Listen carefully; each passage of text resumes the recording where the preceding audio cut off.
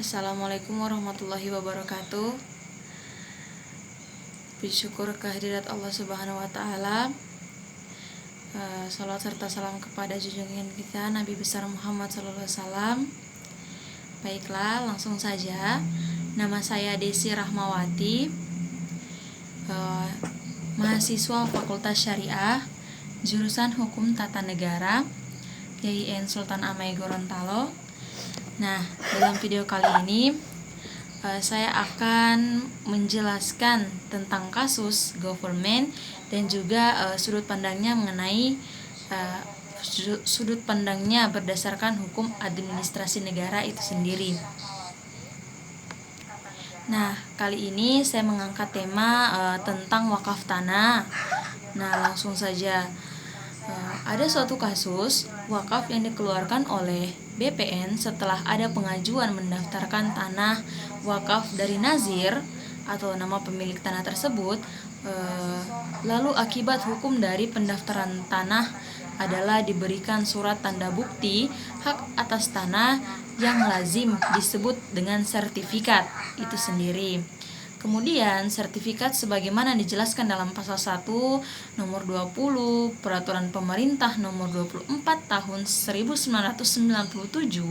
adalah surat tanda bukti hak sebagaimana dimaksud dalam pasal 19 ayat 2 huruf C Undang-Undang Pokok Agraria untuk hak atas tanah, hak pengelolaan, tanah wakaf, hak milik atas satuan rumah, susun, dan hak tanggungannya masing-masing sudah dibukukan, tentunya dalam buku tanah yang bersangkutan.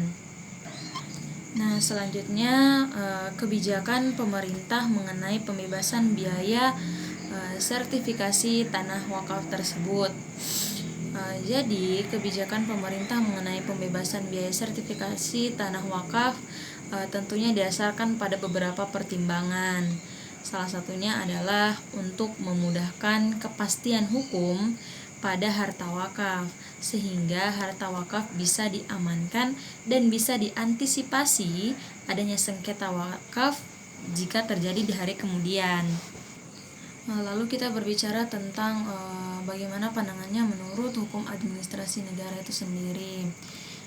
Pertama-tama, pembebasan biaya sertifikasi tanah wakaf itu adalah bentuk pelayanan prima yang dilakukan oleh pemerintah kepada masyarakat. Jika terdapat hubungan konkret antara pemerintah dan masyarakat untuk mempercepat legalitas tanah wakaf itu sendiri.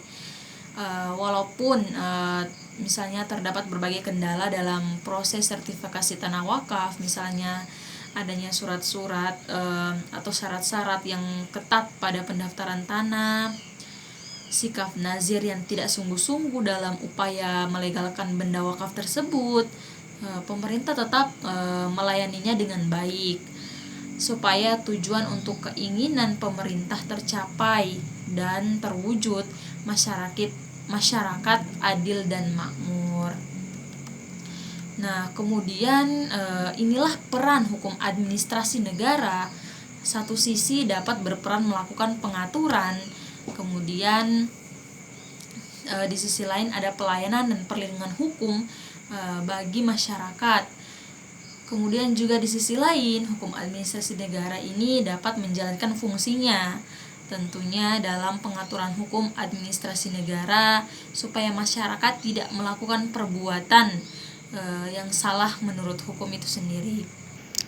Kemudian juga proses sertifikasi tanah wakaf merupakan bentuk pelayanan yang dilakukan atas kerjasama dari atau antara Kementerian Agama dan juga BPN setelah terbitnya Akta Ikrar Wakaf atau AIW atau akta pengganti Akta Ikrar Wakaf itu sendiri.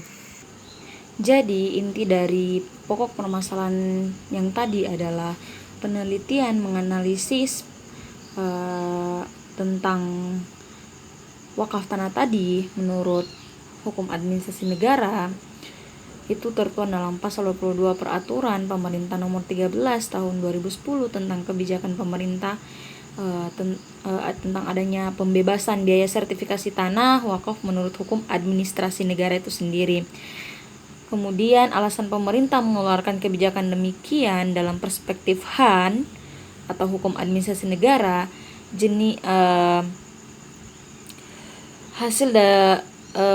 ketika menimbang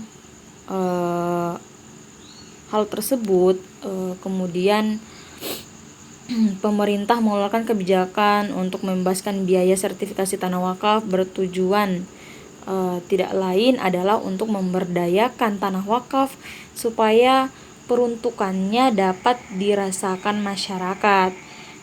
Percepatan legalitas tanah wakaf, melindungi dan mengamankan, serta mengoptimalkan manfaat aset wakaf itu sendiri. Nah, jadi kebijakan ini adalah salah satu upaya memahami perbuatan wakaf yang bermakna ibadah dan berkepastian hukum.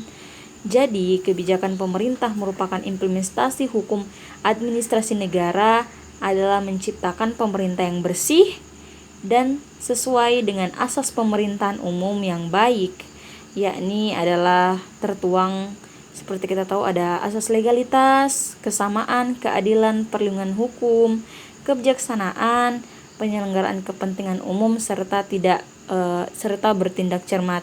Baiklah, mungkin hanya itu dulu yang dapat saya sampaikan. Lebih dan kurangnya saya mohon maaf. Assalamualaikum warahmatullahi wabarakatuh.